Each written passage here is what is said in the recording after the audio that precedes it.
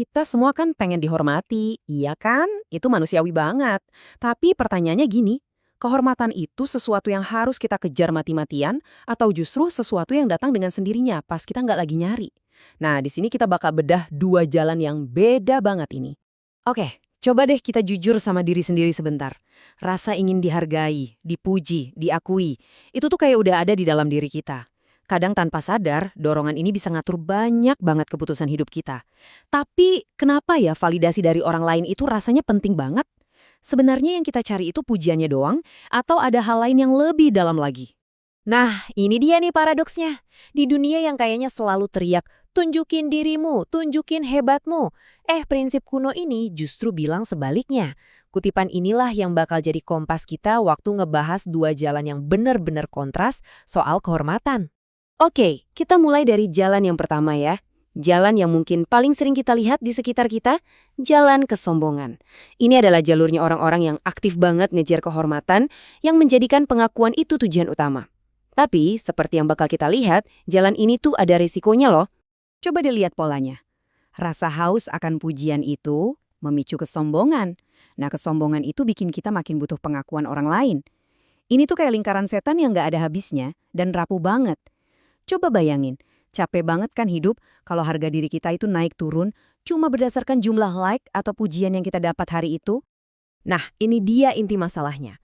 Kehormatan yang kita bangun cuma dari ambisi pribadi, itu ibaratnya kayak bangunan megah, tapi nggak punya fondasi. Kelihatan keren sih dari luar, tapi gampang banget roboh begitu kena guncangan sedikit aja. Kenapa? Ya karena itu nggak dibangun di atas karakter yang kuat, tapi cuma di atas persepsi orang lain. Sekarang kita coba lihat jalan yang satunya, pendekatan yang benar-benar berbeda. Ini bukan lagi soal mencari, tapi soal menjadi. Fokusnya adalah menjadi seseorang yang secara alami memang layak dihormati. Jadi, yang diutamakan itu karakter di dalam diri, bukan pengakuan dari luar. Beda banget kan? Kelihatan jelas di sini. Jalan yang satu didorong sama ego dan butuh banget validasi dari luar. Sementara jalan yang satunya lagi itu didorong sama prinsip dan ketulusan dari dalam. Bedanya tuh bukan cuma soal cara, tapi soal sumber energinya. Yang satu menguras tenaga, yang satu lagi justru membangun kekuatan dari dalam.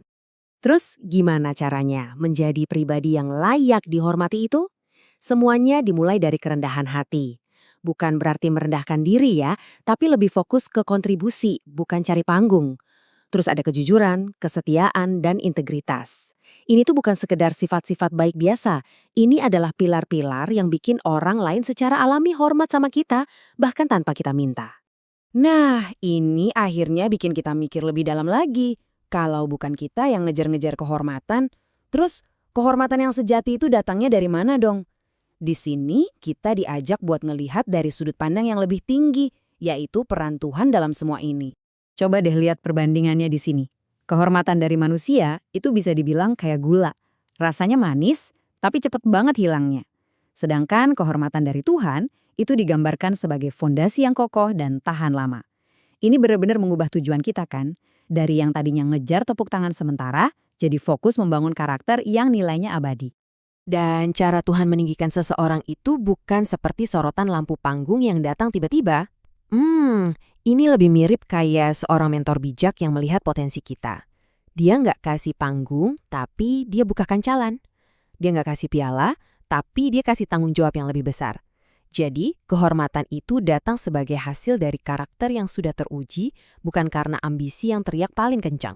Oke, jadi setelah kita bandingkan dua jalan yang beda banget tadi, kita bisa tarik satu kesimpulan besar nih, sebuah prinsip utama yang bisa kita pegang dalam kehidupan sehari-hari. Kutipan ini tuh ngena banget ya, merangkum semuanya dengan pas. Kehormatan sejati itu ternyata adalah buah, bukan target yang harus kita panah. Itu adalah hasil alami dari hidup yang kita jalani dengan benar. Saat kita fokusnya membangun karakter, rendah hati, berintegritas, jujur, kehormatan itu bakal ngikutin dengan sendirinya. Jadi, inilah pesan utamanya. Ada pergeseran fokus yang penting banget dari tindakan mencari menjadi kondisi menjadi. Daripada kita buang-buang energi buat ngejar pengakuan, lebih baik energi itu kita investasikan untuk membangun diri kita. Pertanyaannya bukan lagi gimana caranya biar saya dihormati, tapi berubah menjadi gimana caranya saya bisa menjadi pribadi yang layak untuk dihormati. Nah, pilihannya ada di tangan kita masing-masing.